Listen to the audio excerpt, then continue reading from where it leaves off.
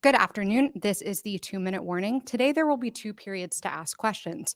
First, after Governor Cooper and Secretary Cohen make their remarks, and then second, after State Budget Director Charlie Perouse makes his presentation.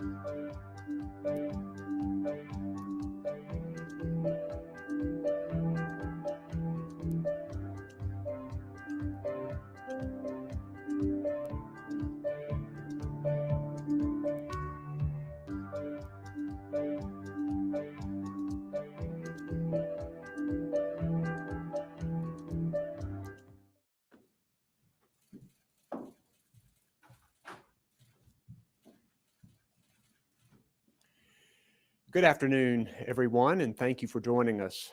Today, we have a COVID-19 update, and I will outline a budget for immediate recovery needs. But first, an update on COVID-19. As of today, we have had 781,802 lab-confirmed cases, 5,495 new cases reported since yesterday, 2,630 people in the hospital, and sadly, 9,728 people who have died. Our hearts are with the families and friends of loved ones lost to this virus. We continue to be encouraged to see our numbers stabilize, but still they're too high. Wednesday marked the highest number of deaths recorded in a single day since the start of the pandemic. This virus is still spreading and costing lives, and it's critical that we keep taking it seriously. Before I discuss our budget proposal, I'll recognize Dr. Mandy Cohen, our Secretary of the Department of Health and Human Services, to provide a brief COVID-19 update. Dr. Cohen. Thank you, Governor. We released the updated COVID-19 County Alert System report today, and there's some good news in the report. As a reminder, the COVID-19 County Alert System uses a combination of 3 metrics to categorize counties: case rate per 100,000 people over 14 days, percent of tests that are positive, and a composite hospital impact score. Using these metrics, we then categorize counties into 3 colored tiers to describe their level of viral spread and their healthcare capacity impact. Red represents critical, orange substantial, yellow significant. Now, this slide shows an updated county alert map. And for the first time since we started this report back in November, our trends moved in a positive direction. 2 weeks ago, 86 counties were red, and today that's down to 61. North Carolinians are working hard to protect one another, and we're seeing the results. But There is still a lot of work ahead of us. 94% of North Carolinian counties still remain red or orange with critical or substantial COVID spread. If we keep doing those 3 W's and everyone gets the vaccine when it's their turn and our supplies increase, we will get to the other side of this pandemic. So whenever you are with people that you don't live with, keep wearing your mask over your mouth and nose, wait 6 feet apart, and wash your hands often. Thank you, Governor.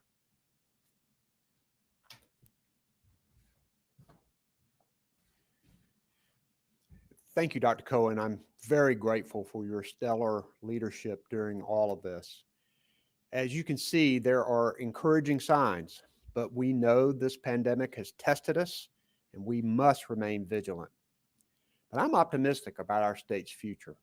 Our numbers are leveling and vaccines are being administered every day. We can and will turn the corner on this pandemic, and our communities can be even stronger than before. But for that to happen the way we want, we must make strong investments now to help people and businesses recover. Today, we're recommending emergency recovery and resilience investments for a stronger North Carolina. It's really in 3 parts: defeating COVID, building back our people and our economy, and then looking forward to building a more educated, skilled workforce. As we remain focused on keeping people safe and healthy, we must work to ensure that our state is in the position to thrive both during and after the pandemic. We must make certain that North Carolina remains strong, resilient, and ready. This budget recommendation comes after consultation and input from both Republican and Democratic elected legislators and leaders, educators, health experts, businesses, workers, and more. It deploys both federal and state resources. The federal COVID relief package Congress passed in December provides more than $4 billion to North Carolina, and it can do a lot of good, and you'll see that in this package. In addition to the federal stimulus funds, we're recommending $695 million from the more than $4 billion in state funds that we have on the bottom line right now. It's close to $5 billion right now. People need help immediately, and we have both the means and the power to give it to them. With the virus continuing to spread rapidly and new variants identified throughout the country, we need to use the resources we have to slow its spread and protect public health. This funding can help us get more testing, more treatment, and more vaccines and arms. Nearly $700 million in federal funds will help us meet immediate testing and treatment needs, plus strengthen access to vaccines as we get more supply. People and businesses also continue to feel the strain financially. Many families are living on the edge during this pandemic, and we can do more to help businesses and keep people in their homes. Last year, we recognized that thousands of North Carolinians were threatened with eviction or power shutoffs during the pandemic. My administration created the HOPE program with federal funds to make payments directly to landlords and utilities to keep people in their homes, and it has already helped over 35,000 families. This program is a national model, and Republican leaders in the state legislature are already recognized this and are rushing more funds to it. The $546 million in federal dollars in our proposal today will help this effort. We also know how many small businesses continue to suffer during the pandemic. The federal stimulus extended the Paycheck Protection Program, or PPP, but I propose we invest $37 million more in emergency state funds to support small businesses with a focus on historically underutilized businesses, and market our great tourism and hospitality industry, which has been hit so hard by the pandemic. And we know bars and restaurants are hurting, and this budget proposes eliminating ABC permit fees, which will save them about $25 million. More help is also needed for schools and educators, and we're proposing nearly $2 billion for emergency assistance for public and private K-12 schools and higher education in our state. But North Carolina should also use state funds to step up for our educators. In the last year, our teachers and school staff, along with community college and university workers, have gone above and beyond. Teachers have always been our heroes, but throughout this pandemic, they have underscored their courage and commitment to educating our children. And bus drivers are getting up early and taking meals to families and kids to schools. Custodians are working hard to keep classrooms clean and sanitizing. I'm proposing one-time bonuses of $2,500 for teachers and principals, $1,500 for school personnel in public K through 12 schools, and $2,000 for workers in our community colleges and universities. These are the only state employees who did not get raises the last 2 years. And we need this boost to help keep them on board and reward their hard work. Our recommendation also includes funding to expand access to childcare and provide more support to our families. It also includes funding for food assistance, such as SNAP and school nutrition, as well as our food banks that are helping more people than ever before. The need for access to high-speed internet everywhere is more apparent than ever, with remote learning, the explosion of telemedicine, and the need for small businesses to reach national and global markets. Our budget proposes $30 million in emergency investment to extend high-speed internet and for 35,000 hotspots for education. Now, we need a significant bond package for a long-term fix, and we'll talk more about that as the legislative session progresses. Even before the pandemic, North Carolina had some of the shortest and stingiest employment benefits in the country. Now's the time to fix this and provide a real safety net. North Carolina's massive unemployment insurance trust fund balance can get people help right now.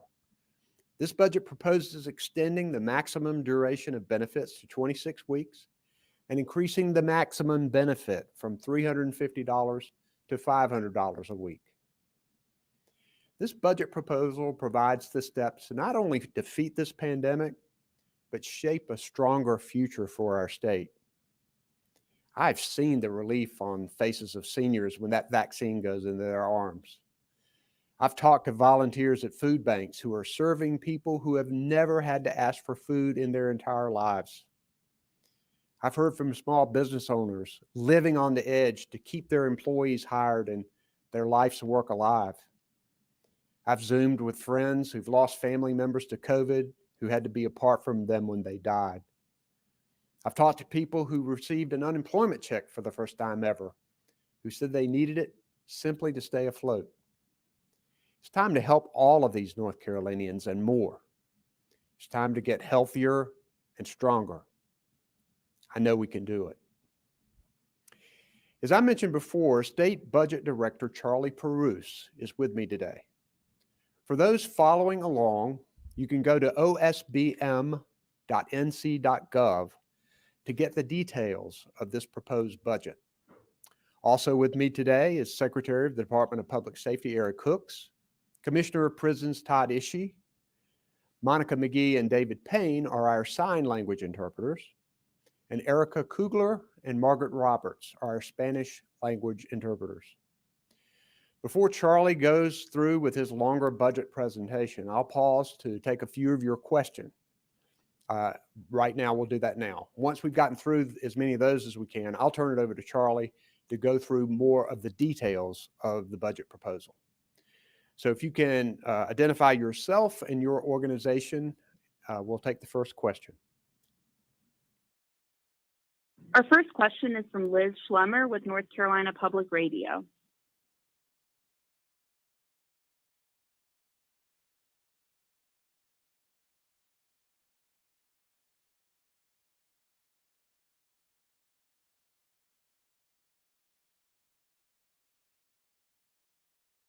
Okay, still waiting for that question.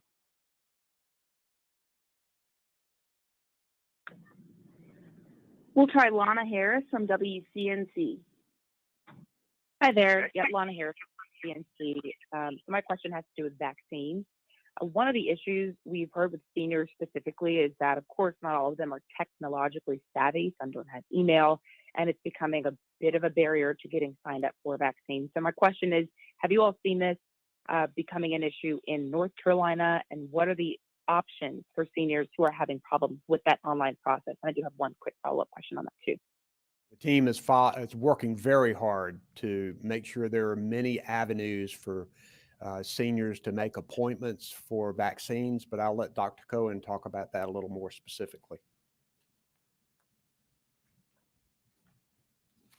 Hi, Lana. Thanks for the question. Yes, so there are many of our vaccine providers that are working with their community partners to make sure that our seniors are getting in for vaccine appointments. I want to remind folks that supply continues to remain very low, so there aren't a lot of appointments, but we're seeing great partnerships, whether it's with our faith community and their churches across the state, or our community action agencies, our federally qualified health centers, others who know their communities well and are making sure that we can proactively get folks in for appointments. So it's definitely something on our radar and one that we are watching very closely, but I know our vaccine providers are very sensitive to. I will say we continue to know there are a lot of those who are over 65 who want to still get vaccines, and that is why we continue to focus on that group, but supplies remain limited. And so I know that we're going to be working on this for a while. Thanks.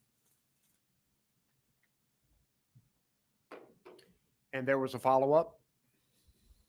Yes, thank you.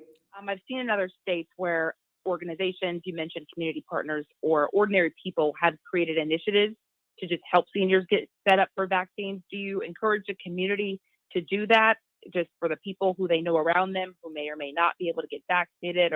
Or what can we do to really say, hey, if you're a senior, you can't get online, you're not able to get the phone to work, here's what you can do. Thank you. It is fantastic for family and friends to help seniors to get appointments and to try to take them there. We've set up, our Department of Transportation is giving rides to people who need them to get them to their appointments. The team is making significant efforts to get to underserved communities.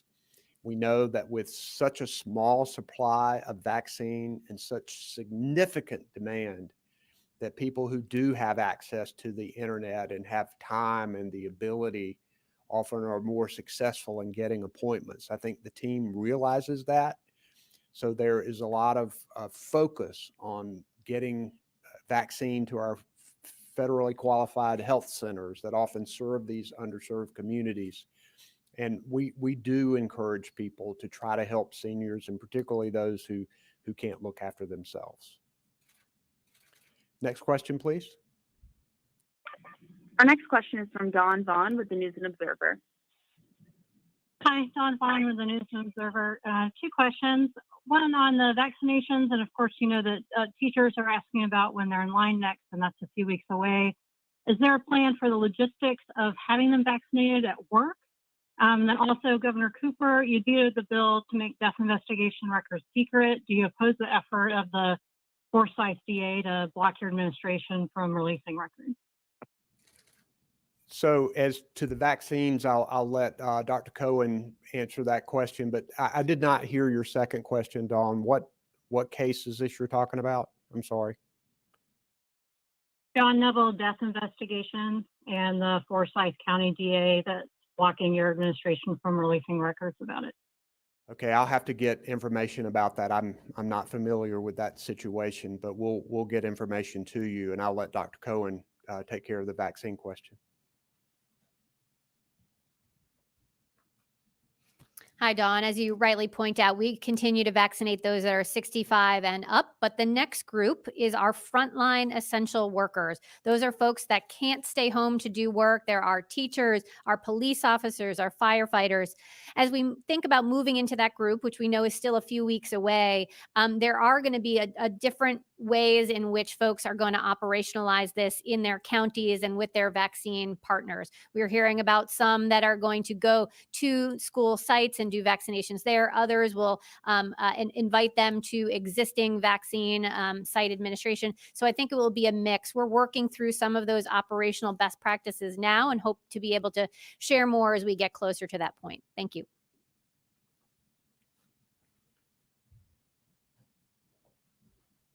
Next question, please.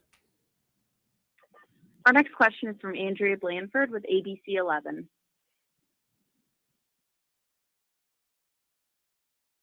I was hoping you could respond more directly to the North Carolina Association of Educators, whose president told our reporter last night teachers are very disappointed at urging the return to in-person learning without first prioritizing their vaccination. What would you say to them? Well, first, I am so grateful for our educators, not only our teachers and principals, but the frontline school staff who's been working so hard. They've been heroes. I've been a fighter for our public school educators. The proposal that we have made provides significant safety guidelines for educators in our public schools, and it is based upon research that has occurred that shows that going back to school and getting students in the classroom can be done safely with the appropriate health protocols that are in place. And in addition, we know the bad things that are happening with our students with depression and with not reporting child abuse and all of the things that educators in the classroom can do for our students that's hard to do remotely. I want to continue to work with our educators to keep them safe. I know I've talked to many of them who believe it is their mission to help educate these children. One of the things I'm doing today is proposing these immediate one-time bonuses for our educators. They were left out of pay raises the last 2 years, and we need to get them help and to show them how much we appreciate them, which we do. And we're continuing to push the administration hard to get us more vaccine in North Carolina. We want to get to teachers and other essential workers as quickly as we possibly can. And I know that that strong effort is going to be made.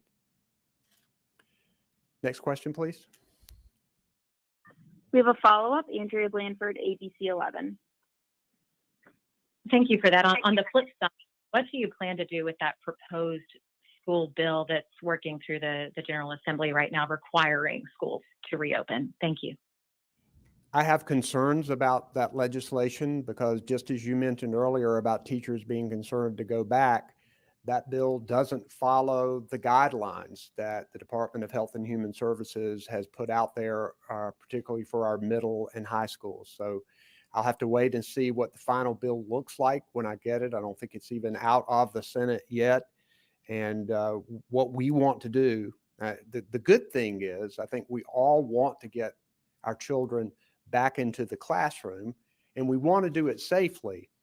But in order to do that, we need to follow the health guidelines that's been set out by the department, and this legislation doesn't do that.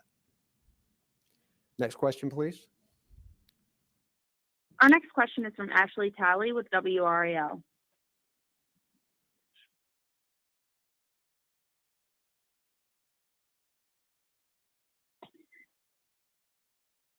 Thanks for taking my call, Governor. Following up on Andrea's question about the bill going through the House or the Senate right now, a lot of superintendents are saying that it's impossible to maintain those 6 feet of distance in their classrooms and on their buses. How do you see all 115 school systems in North Carolina going back with caveats like this for middle and high school grades? Thanks for that question. We're seeing this being done successfully throughout the state all along. In our middle and high schools, some systems are having our students there on certain days and other students there on other days. In some systems, there are enough people that want to keep their children at home that they're able to do social distancing in middle and high schools. And we've got to stick to the science and to the research. And I think our health officials, I'll let Dr. Cohen come up and comment on that, but I think they feel pretty good about the research regarding elementary children and be able to be back in class with the appropriate health protections. But they remain concerned about middle and high school. They want them back in the classroom too, but that social distancing is an important part of that. Dr. Cohen, would you want to speak to that?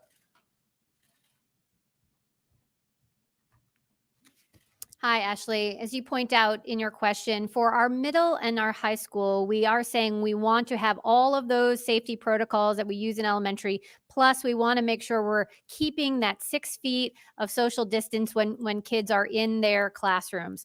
And we have seen folks be able to do that successfully. Again, we are looking at the science and the data that shows that transmission in middle and high school is closer to what we see in adults, which is why we want to maintain that 6 feet of distance.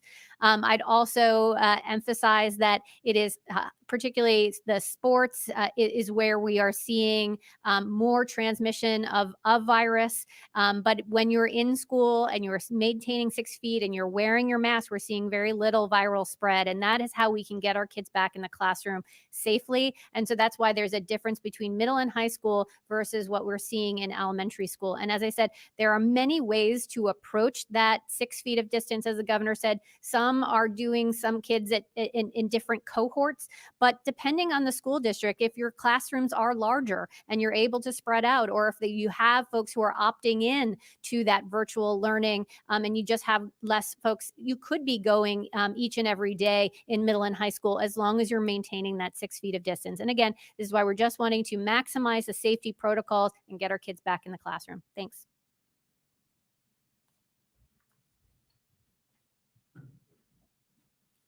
Thanks. Next question, please. Our next question is from Jeff Tabiri with WUNC. Hey, Governor. Jeff from WNC here. I'm going to potentially ask my colleague Lee Schlemmer's question here in a moment, if that's okay as a follow-up. But I wanted to double back first to the budget proposal, or some of the provisions that you laid out earlier. You mentioned the $695 million in additional state funds, and then this one-time bonus effort for teachers and principals, university and community college workers, and then school personnel.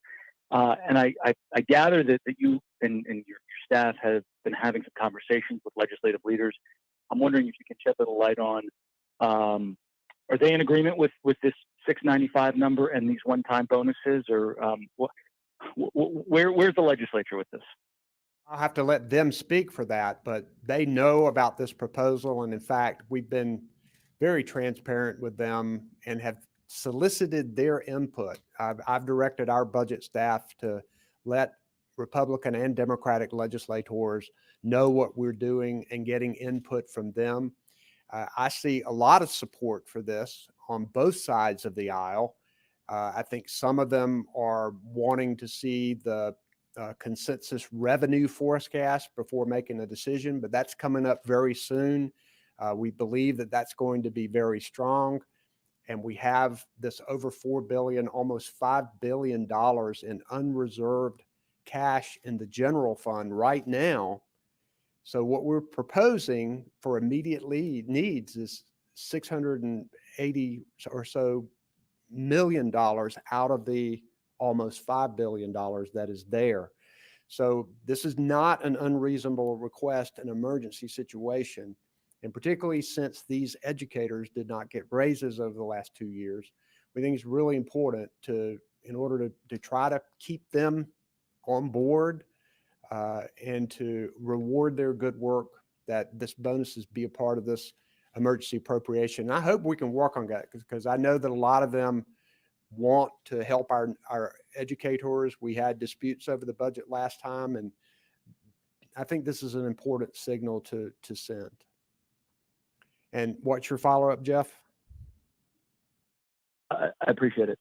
When it comes time to vaccinate frontline essential workers, including teachers, is anything being done? Will anything be done to prioritize those with 2 or more high-risk health conditions? We know that particularly vulnerable frontline workers are people that we need to make sure that we provide vaccines for. I'll let Dr. Cohen talk about that. We're working with our providers. There will be some flexibility there, but Dr. Cohen, if you can address that.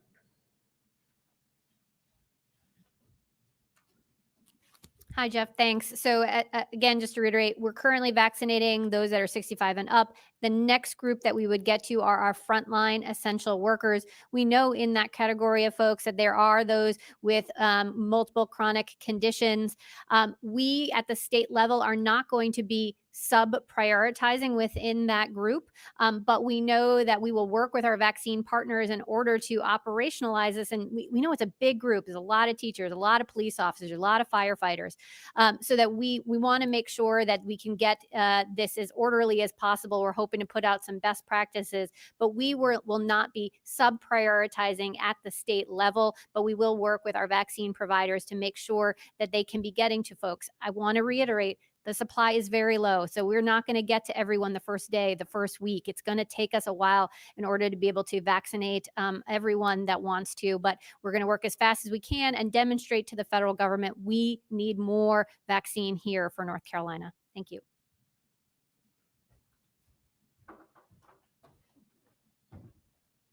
Next question, please. Our final question for this portion of the Q&A will be from Brian Anderson with the Associated Press. Hi, Governor. Hi, Dr. Cohen. Thanks so much for the time and taking this question from me. Governor, as you know, the Senate just passed, well, there's a bill on your desk right now for COVID relief.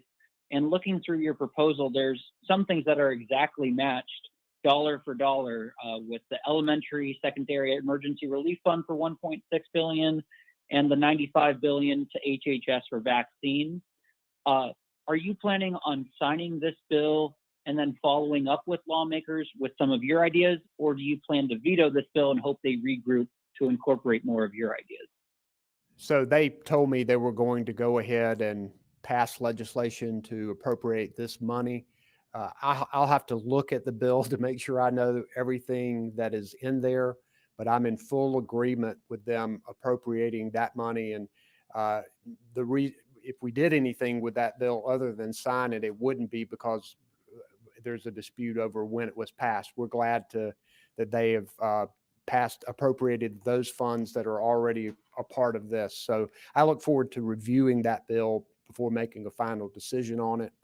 And I also look forward to working with the legislature. We think that a lot of these ideas here are ones that have been mutually discussed with both Republican and Democratic legislators. So we hope that we can come together on legislation that appropriates this money. You have a follow-up, Brian? Yeah, just a quick one for Dr. Cohen. Do you know when we might see that next Group 3 prioritization come out? We're hearing reports it could be in a couple weeks. Have y'all talked about when that might occur? Thanks, Brian. So we have actually surveyed all of our vaccine providers to ask them about the demand that they are seeing from those who are 65 and up, those that are currently vaccinating. And what we've heard from the vast majority is that there's still so much demand from the current group that we are in. So I think it's going to be a few weeks until we're able to move forward to our frontline essential workers. So we're going to keep working hard on those that are 65 and up. It's good that we have additional vaccine coming to the state, a little bit more from the federal government. We're going to be prioritizing speed and equity over these number of weeks, and then we'll continue to ask our vaccine providers what kind of demand that they are seeing. We'll look at our data and then make a final determination as we go forward. Thank you. And I'll repeat one more time, Dr. Cohen and I have said this a lot, but we want to get people 65 and over vaccinated because that's where we're seeing 83% of the deaths right now in North Carolina from COVID-19. Appreciate all the questions that we've gotten. And now I'd like to invite our budget director, Charlie Perouse, to give you more detailed information on the budget that we're proposing. And I know he'll be available for more budget questions at the end of the presentation. So, Charlie.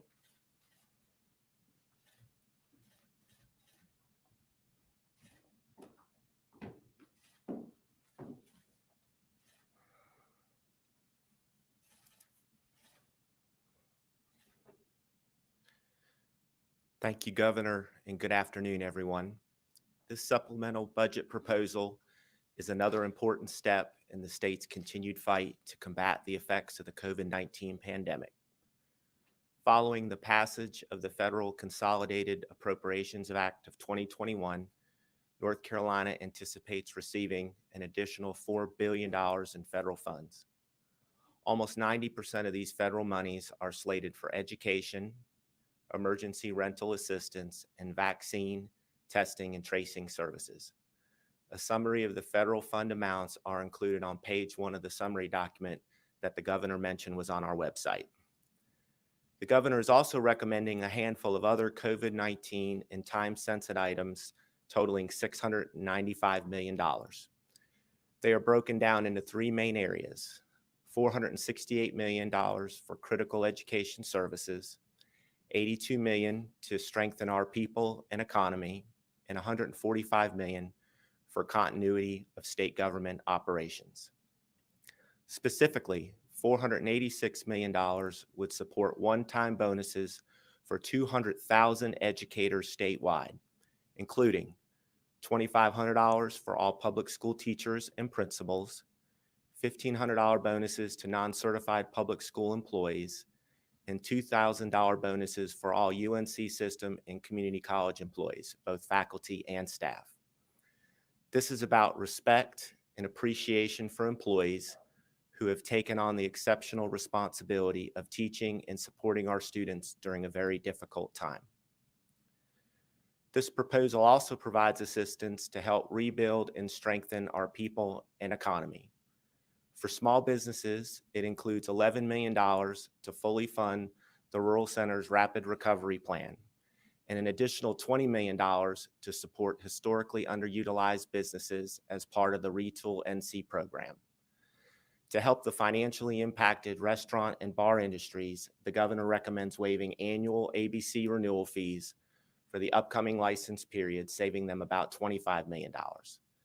It includes $3 million for small business counseling, as well as $3 million to market North Carolina agriculture products and cultural attractions, and our state's position as a business and tourism destination. High-speed internet access continues to be a pressing need, and this recommendation provides $30 million to improve connectivity at rural community colleges, libraries, and to purchase 35,000 student hotspots. This proposal also includes $10 million to support food banks statewide and $4.5 million for housing assistance. Finally, in this area, the governor recommends modifying the state's unemployment insurance program. This includes increasing the maximum weekly benefit from $350 to $500 per week and adjusting the maximum number of weeks an individual can receive benefits to 26 weeks.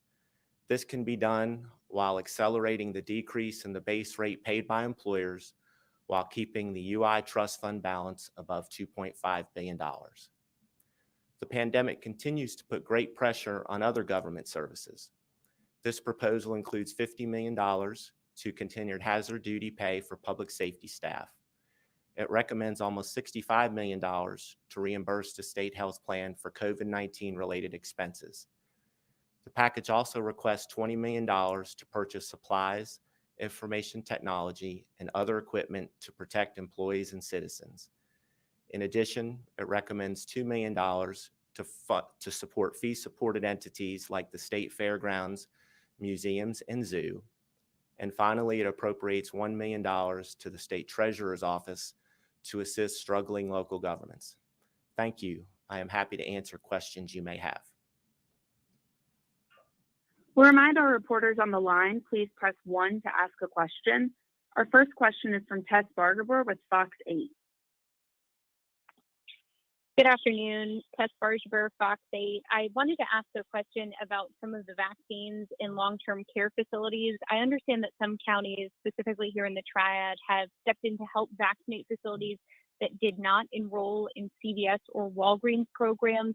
I was wondering if the state knew how many living facilities still knew how many facilities needed vaccines, and if that's taking any significant number of doses away from other providers. Thank you for your question. I think that's best suited for Dr. Cohen, and we'll make sure she has that question and we'll respond back to you quickly. Thank you. Next question. We've got a follow-up, Tess Bargerber, Fox 8. My apologies. I've been trying to ask my questions previously, so you can disregard my follow-up. Thank you. Our next question is from Dawn Vaughn with the News and Observer. Yeah, I wanted to ask about what the governor said at the beginning of the presser about the $4 billion. Is that the state funds? Is that, I'm sorry, the $695 million. Is that from the rainy day fund? And why are state funds needed if there's federal money and then also probably more federal money coming down? Thank you for your question. Yes, the $695 million is recommended to be appropriated from the unappropriated cash balance in the general fund, which is standing at $5 billion currently. We put together this package recognizing that the federal stimulus package covers a lot of things, but there are a handful of donut hole areas where federal monies do not cover them. And we think many of these items are time sensitive, and given the money on the bottom line, the governor recommends appropriating just under $700 million of this $5 billion cash balance in the general fund. Next question. Our next question is from Travis Sane with WRAL. Yeah, hi, thanks, Charlie. So I had come into this call very late and we'll have to catch up. So forgive me if I'm trotting over old ground here. But the money laid out in this press release that's come over, including the $2 billion for education, is that in addition to what passed the House today, the $1.6 billion for education? And is this on top of that, or is it inclusive of that? Travis, it's inclusive of that. The bill that the legislature passed today appropriates a portion of the $4 billion that we expect to receive from the federal government.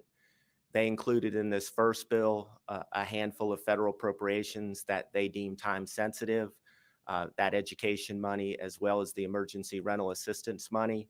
And so they went ahead and appropriated that in this first bill.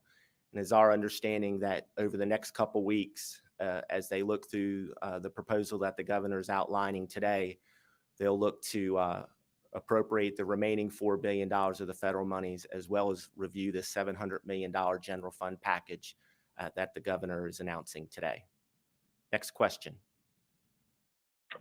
We have a follow-up, Travis Sane, WRAL. Thank you. Do you know when the revenue projections are due? Is that the next couple of weeks? Yes, sir. My staff in the Office of State Budget Management is working very closely with the Fiscal Research Division at the legislature to come up with our consensus revenue forecast, which we hope will be completed. Our goal is by the end of next week, so by the February 10th or February 11th timeframe. That would be for the current fiscal year, as well as the revenue forecast for fiscal years 21, 22, and 22, 23. Next question. Our next question is from Laura Lee with Carolina Public Press. Good afternoon, it's Laura Lee from Carolina Public Press. In terms of the $546 million for emergency rental assistance, which this press release says will build on the current work, is that going to reopen applications for the HOPE program? Or is this, I mean, the way the press release is phrased makes it sound like perhaps it's already accounted for funding. Yeah, good question. We're still working through the details and guidelines of the emergency rental assistance program. But in the short answer, our goal is yes, to open this up. The HOPE program that the governor mentioned is a leader in the country. We were actually out in front of the federal government on this by establishing this emergency rental and utility assistance program back in the fall. That HOPE program received about $200 million in requests and currently have gotten out about $125 million of that. This $540 million, we hope, will be on top of that as well. There are some differences between what some of the HOPE guidelines were versus the emergency rental assistance guidelines that the federal government has provided.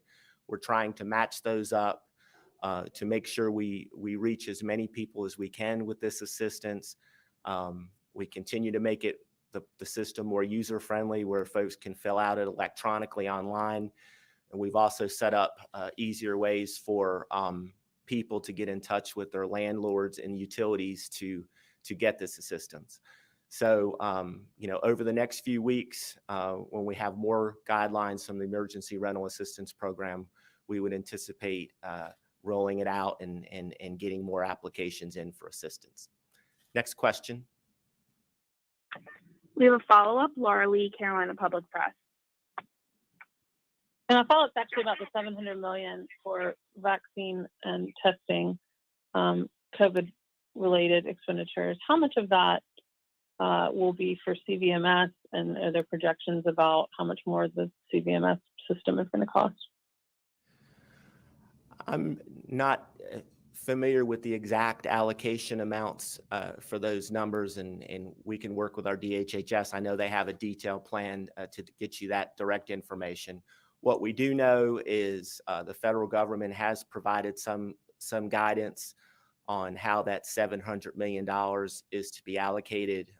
We have a very detailed state plan that talks about the expenditure plan for that $700 million, and that is we anticipate to be stretched out over the next 2 or 3 years. And so that $700 million would be spent over the next 2 or 3 years in administering vaccines statewide, as Dr. Cohen and the governor mentioned earlier. Next question. Our next question is from Brian Anderson with the Associated Press. Hi, I'm just wondering if you could articulate what happens in the event that Congress does pass another stimulus relief package. I know there's the proposal from Republicans at $600 billion and Biden at $1.9 trillion. But if something gets passed, would the state need to spend this money from its own funds for the direct payments to teachers and staff, or could that come from a future stimulus from the federal government? That's a tough question to answer. Obviously, the known right now is the federal stimulus legislation that was passed and signed in December. Obviously, we're keeping a close eye on the next stimulus proposal that was presented by President Biden, is currently being discussed in Congress.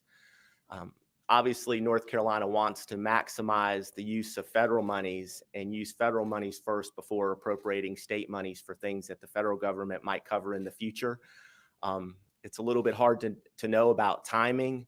Obviously, we would anticipate if the feds pass another stimulus in the next couple of months, that would interact very closely with the 2-year budget that the governor is scheduled to present to the legislature in the early to middle of March timeframe. So it's a sort of a wait to be seen. What we have seen, though, is that the recent stimulus money that the feds have provided have had very limited flexibility. They're for specific programs and specific populations, and haven't allowed the state much flexibility to put them in things like compensation increases or educator bonuses like we've seen. Right now, there's no federal money that we have got or anticipate receiving that could be used for that. And so, we'll continue to work through the process. We're hopeful that the feds will pass another federal stimulus. We have a lot of state needs out there, as we've mentioned earlier. And we hope to have more information over the next, several weeks and incorporate that into the long session budget in March. Next question. Our final question today will be from Lake Wood with NC Ag Weekly. Thank you. Lake Wood here with NC Ag Weekly. This question is more for Dr. Cohen, and I understand that she might not be able to give me an answer right away, but I do want to ask this. We have heard from many individuals from across the rural parts of the state that say they have either not been able to set up an appointment to get the vaccine, or they did have an appointment and it was canceled due to the provider not having an adequate amount of vaccines on hand. But yet there are max numbers of the vaccine being administered in other areas like Mecklenburg County. My question specifically is, what is the North Carolina Department of Health and Human Services doing to ensure that these individuals in rural communities are receiving the same attention as those in more urban areas? Thank you for your question. We'll make sure we get that to Dr. Cohen and her team and have an answer to you as soon as possible. I do know from the budgetary standpoint in the plans that we've seen for disseminating the vaccine and utilizing that $700 million of federal money, there are, targeted expenditures for outreach for rural and underserved communities. That's a very top priority for the governor and Dr. Cohen, and we look forward to giving you a more detailed answer shortly. Thank you very much, everybody. As mentioned earlier, the detailed budget recommendations can be found on our OSBM website. Hope everybody has a great rest of the day. Thank you.